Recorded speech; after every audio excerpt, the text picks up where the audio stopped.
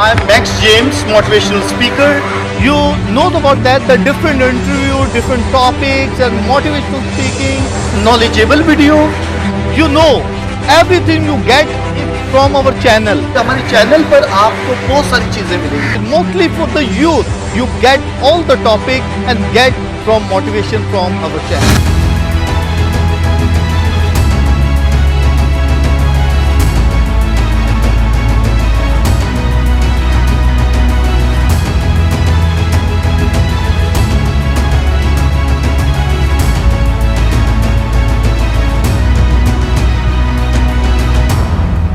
My dear friends and my viewers, जैसे कि आपको पता है कि हम अपने चैनल में डिफरेंट तरीके से बाइबल मुकद्दस की डिफरेंट किताबों को समराइज करके आपके सामने पेश कर रहे हैं। और आज जो है इखबार की दूसरी किताब के बारे में आज हम बयान करेंगे और इसके लिए बहुत ही इम्पोर्टेंट पर्सनैलिटी, बहुत ही नॉलेजेबल पर्सन जो हमारे साथ शामिल हैं और वो फादर बर्नार्ड, जिसके बारे में कि ऑलरेडी आप जानते हो किसी तारीफ के मोहताज नहीं।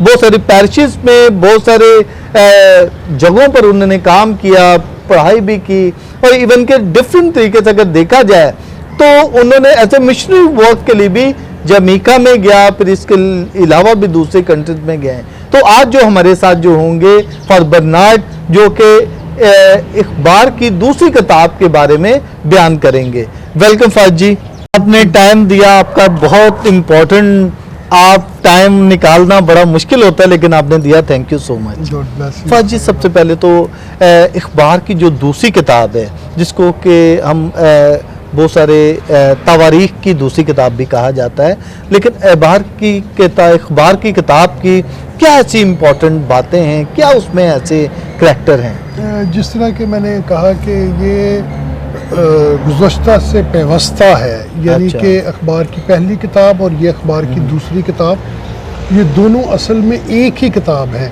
जिनको दो हिस्सों में बांट दिया गया था। और पहली किताब जो है वो आदम से शुरू होती है और दाऊद की कहानी पे जो है वो ख़त्म हो जाती है, उसकी ज़िंदगी के बारे में, उसकी एक्टिविटीज़ के बारे में। और जो दूसरी किताब है उसके बेटे सुलेमान के बारे में और सुलेमान की हिकमत के बारे में, सुलेमान की दौलत के बारे में, और किस तरह उसने अपनी ज़िंदगी में तमाम अशिया को इकट्ठा करके खुदा की हैकल को तामीर किया। और ये बात जो है वो हमें बखूबी तौर पर आज की जो हम दूसरी किताब, अखबार की दूसरी किताब के बारे में बात कर रहे हैं, उसमें हमें मिल जाता है। और ये भी, इसमें भी जो बहुत सारे वाक़यात हैं वो मलूक की किताब में, पहले मलूक दूसरे मलूक में भी जो है वो हमें मिल जाते हैं। और इस किताब में हम देखते हैं कि इस्राएली कौम के नशीबो फराज कि कितनी ऊंचाई पे पहुंच गए, मुआशी तौर पर वो कितने आगे जो है वो हम देखते हैं। वो निकल जाते हैं और फिर उसके बाद वो बाबल की असीरी में चले जाते हैं और फिर वहाँ से वापस आकर जो है वो इस अपनी हैकल को दोबारा तामीर करना चाहते हैं। और इसलिए ये किताब जो है इस लिहाज से बहुत अहम है कि जिसमें हम इस्राएली कौम के नशीबो फराज को, उनके काहिनों के बारे में, लावियों के बारे में और उनके बादशाह जो थे उन्होंने किस तरह अपनी ज़िंदगी में सफ़र सारा जो है वो शुरू किया और किस तरह उन्होंने जो जनूबी रियासत थी जो है उसको किस तरह उन्होंने परवान चढ़ाया और किस तरह बिलाखिर वो भी जो है वो हमें ख़त्म होती हुई नज़र आती है।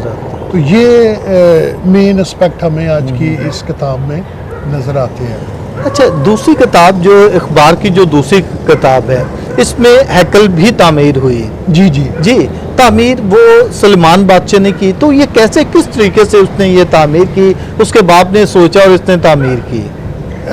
तामीर की, क्योंकि ये सोच जो थी ना कि सिर्फ असल में दाऊद के अंदर थी कि हैकल को तामीर किया जाए, बस बल्कि इस्राएली कौम के अंदर भी ये तामीर थी। क्योंकि उस ज़माने में जो इर्द गिर्द की रियासतें थी उन्होंने अपनी हैकलें, अपने मंदिर जो थे वो तामीर किए हुए थे और बड़े आलीशान और बड़े खूबसूरत। और इस्राएली कौम क्योंकि अभी बहुत पावरफुल कौम बन चुकी थी, मुआशी लिहाज से भी, इक्तिसादी लिहाज से भी पैसे की फरावानी थी और उनके अंदर भी ये ख्वाहिश थी कि वो भी हम भी खुदा का घर जो है वो तामीर करें कि जहाँ पर तमाम लोग जो हैं वो इकट्ठे होकर खुदा की इबादत कर सकते हैं। और इसलिए फिर यरूशलेम, क्योंकि उनका हेडक्वार्टर था, और यरूशलेम ऐसी जगह थी जहाँ से हम देखते हैं कि इस सारे प्रोसेस को जो है तो फिर वो आगे बढ़ाया गया। क्योंकि यरूशलेम तो शुरू से ही ये रहा है, क्योंकि दाऊद ने वहाँ पर अपना महल बनाया और खुदा की हैकल भी उधर बनाई, ठीक है, हेडक्वार्टर था। और अभी भी देखा जाए मौजूदा इसराइल जो है अभी भी उनका हेडक्वार्टर जो है वही है यरूशलेम ही है। अच्छा, तो मैं ये कहना चाह रहा हूँ कि उस वक्त ये कैसे तामीर, कितने सालों में ये की गई? इसको तामीर करने के लिए 40 साल का अरसा जो था वो सर्फ हो गया, और इस हैकल को बड़ी नफासत के साथ तामीर किया गया, हर चीज़ को नफासत के साथ और खामोशी के साथ, हर चीज़ को बड़ी खामोशी के साथ इस तरह बनाया गया, कोई शोर शराबा, कोई ऐसा काम नहीं किया गया कि जिससे जो हैकल का तकद्दस है वो पामाल हो सके। और इसलिए हम देखते हैं कि हर चीज़ की नफासत और कारागरी और उसके नक्शो निगार जो थी उनको बड़े खूबसूरत तरीके से, और इसलिए ये अखबार की पहली और दूसरी किताब दोनों को पढ़ना जो है वो अपने ईमान को आगे लेकर जाना है, अपने ईमान में बढ़ना, अपने ईमान के अंदर उन रस्म व रिवाज को फॉलो करना जिनके ज़रिए हम खुदा के ज़्यादा नज़दीक हो सकते हैं, और खुदा के घर की अहमियत और बहुत दफ़ा लोग जो हैं वो खुदा के घर को इतनी अहमियत नहीं देते। जी हम खुद हैकल हैं, हाँ जी, खुदा ने कहा है कि वो हम हैकल, इससे कोई वो नहीं है। पहले अपने आप को ज़रूर हमने हैकल बनाना है, लेकिन जो खुदा का घर तामीर किया है या करना है उसे भी हमने कोशिश करनी है कि आला से आला और खूबसूरत से खूबसूरत जो है वो बनाया जाए। अच्छा फाजी, मैं एक ये भी कहना चाहूँगा कि सुलेमान बादशाह जो था पहले तो खुदा के बहुत करीब था, लेकिन बाद में वो उसने बहुत सारी अपनी ऐसी बीवियों के साथ उसने शादियाँ की जो कि देवताओं को पूजती थी, उसकी वजह से खुदा उससे दूर हो गया। इसके बारे में क्या आपका ख्याल है? देखिए, खुदा किसी भी हवाले से जो था वो ख़वातीन की वजह से दूर नहीं उससे हुआ था, और लाजमी जो उस ज़माने में जो बादशाह हुआ करते थे वो जिस भी इलाकों में कब्ज़ा करते थे तो वहाँ की खूबसूरत जो ख़वातीन होती थी उनसे वो शादियाँ किया करते थे पहले। पाकलाम, हाँ जी, पाकलाम में बताता है कि सबसे ज़्यादा शादियाँ जो हैं वो सुलेमान बादशाह ने ही की, और इन ख़वातीन का ताल्लुक दूसरी रियासतों से, दूसरी जगहों से भी था, और सारी की सारी जो थी वो क्या कहते हैं यहूदी नहीं थी। अच्छा, तो वो दूसरे मज़हब को भी आई, इसलिए वो दूसरे मज़हब के भी देवी देवता जो थे वो अपने साथ लेकर आए। हाँ। और फिर आपको पता है कि वो ख़वातीन या एक बीवी होते हुए अपने हस्बैंड को माइल कर सकती है कि उनके देवता के लिए भी उनके लिए कोई हैकल या कुछ ऐसी चीज मंदिर बनाया जाए, घर बनाया जाए जहाँ पे वो उसकी पूजा कर सके। और सुलेमान ने उनकी बातों को भी मान लिया, उनकी बातों को भी कबूल किया, लेकिन इस वजह से जो नुकसान पहुंचा वो खुदा की बात को कबूल करना और उसकी ताबेदारी में नुकसान आ गया। इस वजह से हम देखते हैं कि आहिस्ता आहिस्ता सुलेमान की जो हुकूमत है वो डीरेल होना, ज़वाल पजीरी का शिकार होना शुरू हो जाती है। और मैं समझता हूँ कि जो सबसे बड़ी वजह है ना कि वो ख़वातीन है, बल्कि खुदा की मर्ज़ी को ना कबूल करना, खुदा की मर्ज़ी को ना मानना, ये जो है सबसे बड़ी वजह थी उनके ज़वाल की, डिक्लाइन की, जो कि बाद में हम इसी किताब में हम देखते हैं कि जब वो बाबल की असीरी से वापस आते हैं तो फिर हैकल को दोबारा तामीर किया जाता है। और ये हमें जानने की ज़रूरत है कि खुदा और खुदा के जो काम हैं वो मेरी वजह से, आपकी वजह से रुक नहीं जाते। ठीक है, बहुत दफ़ा इंसान ये समझता है कि शायद मैं हूँ तो ये सारी दुनिया चल रही है। नहीं भाई, ऐसे नहीं है। ये दुनिया खुदा की वजह से चल रही है, और जब तक खुदा चाहता है तो कोई चीज़ फना नहीं हो सकती, ख़त्म नहीं हो सकती। और जब अगर इंसान अपनी डिस्ट्रक्शन की वजह से उसे ख़त्म भी कर लेता, अपनी गलत सोच की वजह से, तो किसी न किसी तरह से खुदा दोबारा उसे तामीर मौका करता देता है कि वो उसे तामीर कर ओके। सके।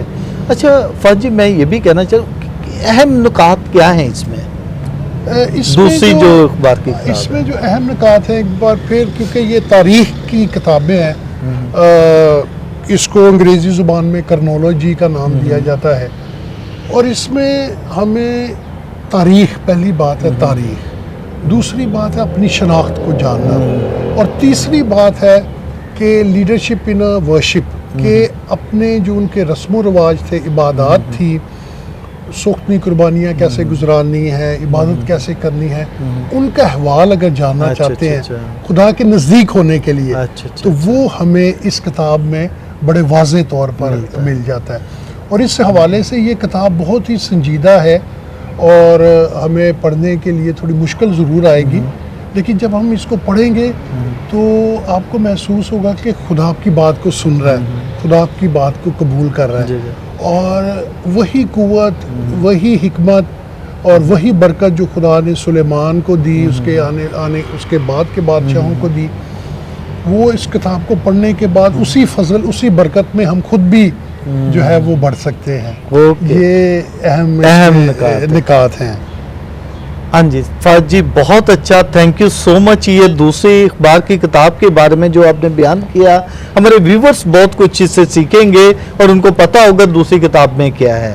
Okay my dear friends and my viewers, जैसा कि फादर बर्नार्ड ने बहुत अच्छे अंदाज में, बहुत अच्छे तरीके से बयान किया, मैं समझता हूँ कि ये बहुत ही अच्छी चीज़ और हमारी नॉलेज के लिए बहुत अच्छा है कि ये तवारीख है और इसमें बहुत सारी चीज़ें जो बताई गई हैं कि एक दोहराई है कि किस तरीके से ये अपनी लाइफ को गुजारते हैं और कैसे कैसे खुदा ने ये सारी काम ये किए हैं। Okay my dear, thank you so much, God bless you. Thank you Fahad ji कि आपने बहुत अहम नुकात दिए जो कि हमारे व्यूअर्स बहुत कुछ सीखेंगे। Thank you.